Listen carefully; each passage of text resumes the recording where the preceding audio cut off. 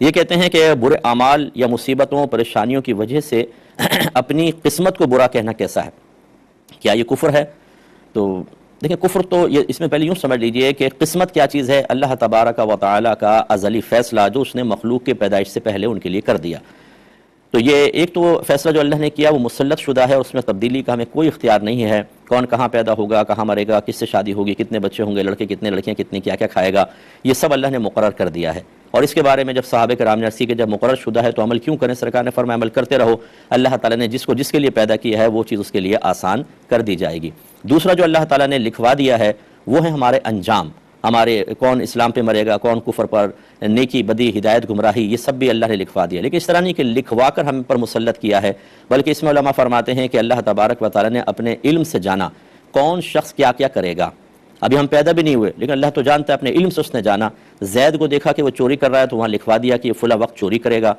عمر جو ہے اسی وقت میں نماز پڑھ رہا ہے تو اللہ تعالیٰ نے لکھوا دیا کہ یہ نماز پڑھے گا۔ ایک شخص اپنے قدرت و اختیار سے کفر اختیار کر کے مر رہا ہے، اللہ نے لکھوا دیا لکھو کہ یہ کفر پہ مرے گا۔ ایک اسلام پہ مر رہا ہے اپنے قدرت و اختیار سے، تو یہی لکھوا دیا گیا۔ اب وہ لکھا ہوا تبدیل نہیں ہوگا، کیونکہ اگر وہ بدل جائے تو اللہ تبارک و تعالیٰ کے علم کا ناقص ہونا ثابت ہوگا۔ کہ مثلا کوئی شخص اللہ نے ملاحظہ فرمایا اپنے علم سے جانا کہ یہ کافر مرے گا، وہاں کافر لکھوا دیا، اور یہاں یہ کلمہ پڑھ کے مسلمان ہو جائے، یہ کیسے ہو سکتا ہے؟ اس کے اندر اللہ کو ہی نہیں معلوم تھا۔ تو اس لیے وہ لکھوانے سے زبردستی نہیں ہو گئی ہے، بلکہ اللہ تعالیٰ نے اپنے علم سے جانا، یہ اس کا کمال قدرت ہے، کمال علم ہے کہ کون اپنے قدرت و اختیار سے کیا کیا کرنے والا ہے، وہ جانا اور وہاں لکھ دیا۔ اور چونکہ اللہ تعالیٰ کا علم بڑا پختہ ہے، یقینی ہے، اور اس میں بالکل نہ شک ہے، نہ کوئی عیب ہے، نہ نقص ہے، لہذا جیسا لکھوایا ویسا ہی ہوگا۔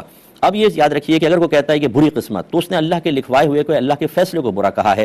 تو اگر اس کی قصد و ارادہ یہ ہے کہ جو اللہ نے لکھوایا اس وجہ سے میں اس کو برا کہہ رہا ہوں، پھر تو حکم کفر ہو سکتا ہے۔ اور اگر ایسا نہیں ہے، بلکہ وہ مطلب یہ میرے حق میں بہتر ہے، اچھی قسمت، یہ میرے حق میں موافق نہیں ہے، برا ہو گیا، تو بری قسمت اس اعتبار سے کہے تو کفر نہیں ہے، لیکن پھر بھی مناسب نہیں ہے قسمت کو برا بھلا کہنا، کیونکہ قسمت کا مطلب کیا ہے؟ اللہ کا فیصلہ۔ یہ تھوڑا سا توجہ رکھیں۔ ایک کالر ہمارے ساتھ ہیں۔